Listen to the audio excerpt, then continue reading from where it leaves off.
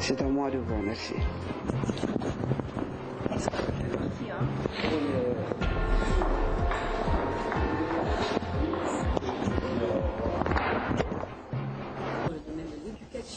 formation, recherche scientifique et bien sûr la promotion de la langue française.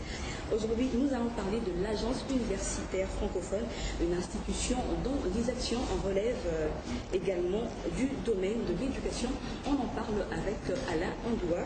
Il est directeur régional de l'AUF, Bureau Afrique centrale et des Grands Lacs, à qui nous souhaitons la bienvenue. Bonjour madame. Alors, c'est quoi l'Agence universitaire francophone? Depuis quand existe-t-elle? Et quelle est sa mission et quelles sont ses actions? Alors, l'Agence universitaire de la francophonie est d'abord à la base une association d'universités entièrement et partiellement francophone qui a été créée à Montréal au mois de septembre 1961. Cette association d'universités a par la suite évolué et est devenue au milieu des années 1980, la fin des années 1980, un opérateur des sommets des chefs d'État de l'Organisation internationale de la francophonie. Donc, vous voyez, nous avons, si vous voulez, une double nature. Nous sommes d'abord une association d'universités francophones.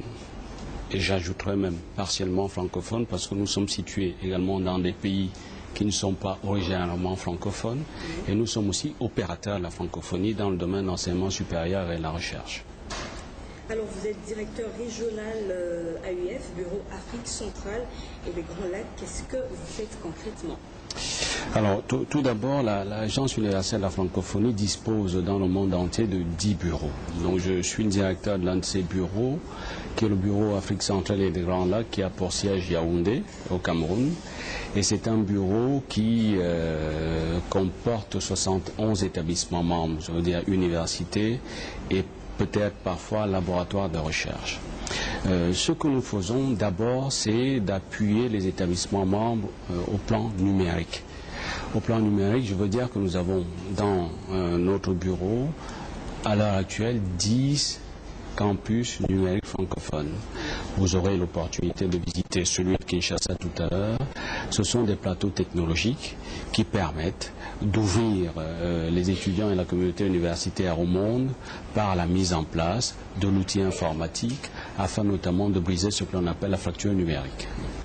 Oui, promouvoir la langue française, c'est une des actions de la francophonie. Tout à fait. Alors, qu'est-ce que vous faites justement pour promouvoir la langue française ici en RDC, puisque aujourd'hui elle est en concurrence avec d'autres langues et elle commence même à compétir. Alors, je n'aimerais pas que vous ayez une méprise sur l'idée que se fait la francophonie de la langue française. Nous avons une francophonie qui n'est pas une francophonie sectaire, parce que l'un de nos principaux objectifs stratégiques, qui fait partie d'ailleurs de notre identité, c'est de promouvoir la langue française, mais également la diversité culturelle et linguistique. Ça veut dire que notre conception de la langue française, c'est d'exister avec les autres langues. C'est la raison pour laquelle, pour ne vous prendre que 2 projets que l'Agence universitaire de la francophonie soutient avec d'autres partenaires, nous avons notamment engagé, à partir de cette année, en République démocratique du Congo, notamment dans la province du Katanga, ce que l'on appelle l'initiative IFADEM. C'est l'initiative de formation à distance des maîtres. Autrement dit, cette initiative dont l'un des recrutements se déroule à l'heure actuelle d'ailleurs au campus numérique francophone permet d'initier les enseignants du primaire à la meilleure diffusion, au meilleur enseignement de la langue française, y compris par le numérique. Donc vous voyez, en participant à la formation des maîtres à la langue française, cela permet à ces maîtres-là, mieux formés, de mieux dispenser l'enseignement de français et donc de mieux diffuser le savoir en français. Première initiative. Seconde initiative que là aussi nous mettons en place en République démocratique du Congo, c'est l'initiative ELAN, École et langue nationale en Afrique. En quoi cela consiste? Cela consiste aussi, dès le primaire, à faire en sorte que le français puisse être enseigné dans un contexte multilingue. Autrement dit, comment faire en sorte que le français soit enseigné dans les écoles, par exemple en partenariat avec le Lingala. Vous voyez, c'est une promotion de la langue française, mais une promotion de la langue française qui n'est pas défensive. dans un contexte multilingue, d'où la promotion également de la diversité culturelle et linguistique. Mais aujourd'hui, la RDC est confrontée à un phénomène déjà. Lorsqu'on se rend dans les écoles, les instituts et les universités, on remarque que les étudiants ou les élèves ont des difficultés pour s'exprimer en français et écrire correctement la langue française. Alors, qu'est-ce que la francophonie fait pour relever ces difficultés? Alors déjà, pour nous, Agence universelle de la francophonie, c'est fondamental parce que ce que nous faisons, c'est d'appuyer l'enseignement du et en français. C'est important, du français d'abord et en français. Ça veut dire que notre soutien ne se limite pas au soutien au département de français ou au département de langue. Notre soutien, c'est également diffuser le savoir en français. J'utiliserai un terme intelligent qui est la communication scientifique en français. Autrement dit, pour nous, l'enseignement du français n'est pas qu'important pour les étudiants et les enseignants en lettres et langues, mais il est aussi important dans les autres disciplines. C'est pour cela que nous promouvons à la fois le soutien au département de français, mais également l'enseignement en français dans toutes les disciplines scientifiques. Voilà. Oui, justement, et vous êtes présent dans combien d'établissements ici en République démocratique du Congo? Alors, en République démocratique du Congo, sur les 11 établissements membres que compte la région, nous avons 26 établissements membres. Au Congo, Sava, Tukatanga, à l'est du Congo, nous avons des établissements membres à Bukavu, par exemple, à Goma, et nous avons les principales universités, que sont par exemple l'université de Kinshasa, l'université de Lubumbashi et l'université de Kisangani. Donc vous avez là un grand nombre d'établissements et nous sommes ouverts, bien sûr, aux éventuelles adhésions d'autres établissements. Ce sont des établissements à la fois publics comme des établissements d'enseignement privé. D'accord, votre siège c'est à Yaoundé. Oui. Et donc votre présence ici, c'est certainement quelque chose. Oui, ma présence est importante. Ici, en ce moment, il faut d'abord indiquer que je suis à ma 3e mission en République démocratique du Congo depuis que je suis à ce poste, depuis septembre 2010. Et venir en ce moment a une signification toute particulière parce que nous préparons le sommet de la francophonie, le 14e sommet qui se tient à Kinshasa en octobre 2012. Et donc ma mission permet de rencontrer à la fois les autorités politiques, diplomatiques et universitaires pour échanger avec eux sur des projets que nous aurons à mettre en place dans le cadre de ce sommet. Donc l'agence universitaire a des projets à mettre en place dans le cadre de ce sommet. Donc si vous le souhaitez, on pourrait en parler. Oui, on peut connaître justement ces projets. Alors, il y a des projets, j'allais dire, d'une double nature. Il y a des projets scientifiques et il y a des projets en termes de nouvelles implantations. Lorsque je parle de nouvelles implantations, ce sont de nouveaux campus numériques francophones. Prenons d'abord l'aspect scientifique. Au plan scientifique, nous allons organiser à Kinshasa, en partenariat avec l'Université de Kinshasa, un grand symposium international du 12 au 14 septembre 2012 sur le thème du sommet. Je précise que le thème du sommet, c'est environnement, économie et développement durable. Nous allons, en septembre 2012, nous interroger sur le rôle des universités en matière d'environnement, d'économie et de développement durable.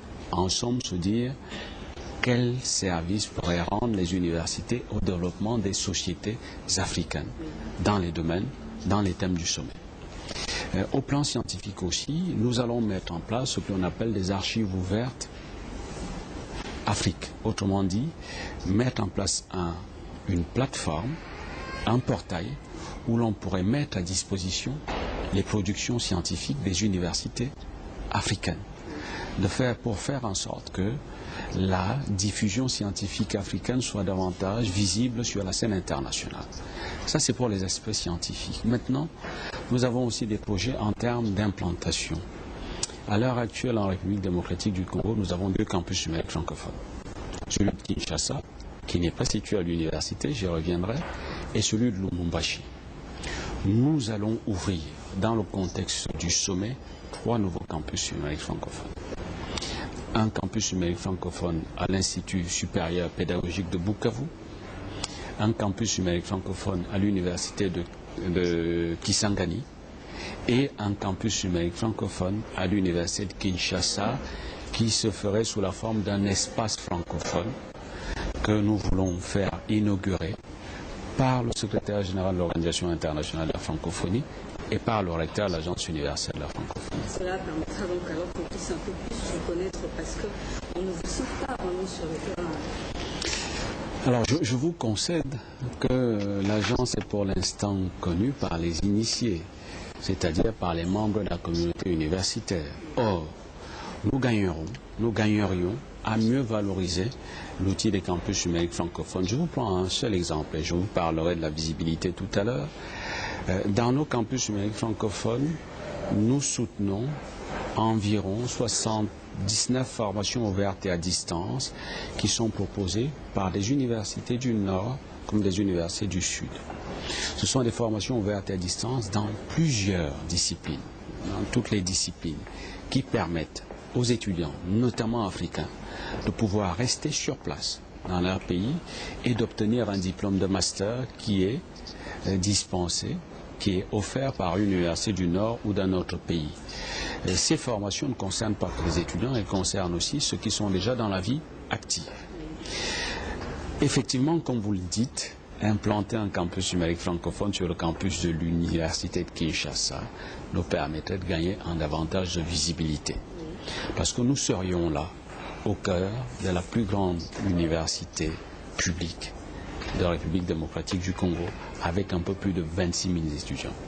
Donc vous voyez qu'on serait là de plein pied au sein de la plus grande communauté universitaire de la République démocratique du Congo, et j'espère fortement que cela nous fera gagner en davantage de visibilité. Et quand est-ce que vous pourrez vous implanter justement dans ces universités-là, Kinshasa, Lubumbashi, Kisangani, c'est ça? Kisangani, Bukavu. Alors, notre chronogramme nous permettra, une fois avoir bouclé, si vous voulez, le montage financier et le montage technique de ces nouveaux campus numériques francophones, d'engager les travaux qui sont davantage des travaux d'aménagement, parce que nous avons déjà les locaux, les travaux d'équipement de ces campus numériques en équipement informatique, en connexion Internet.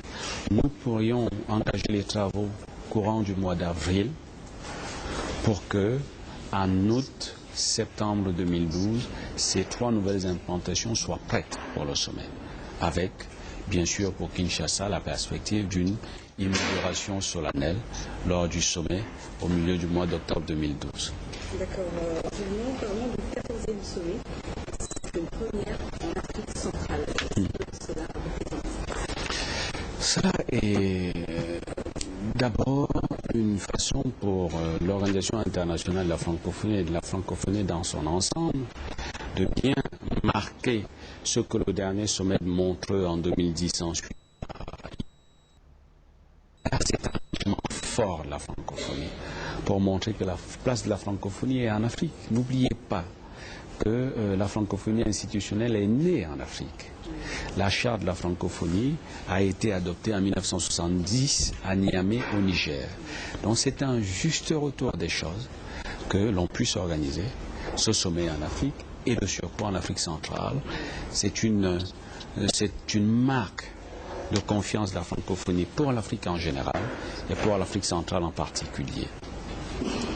Merci Monsieur Alain Agloire pour tous ces détails, ces précisions.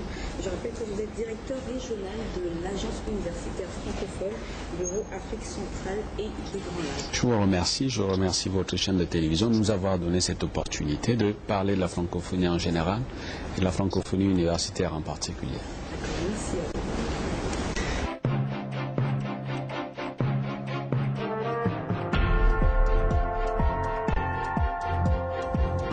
Et à tous les éditeurs francophones du monde entier, sachez que l'édition 2012 du prix des 5 continents est déjà lancée. Vous avez jusqu'au 31 mars pour participer. Vous pouvez présenter au maximum 3 textes narratifs de fiction ayant été publiés entre le 1er mars 2011 et le 1er mars 2012. La remise du prix 2012 aura lieu en octobre prochain ici à Kinshasa, en République démocratique du Congo, en marge bien sûr du 14e sommet de la francophonie. Francophonie Actualité, et c'est tout pour aujourd'hui. On se retrouve très prochainement.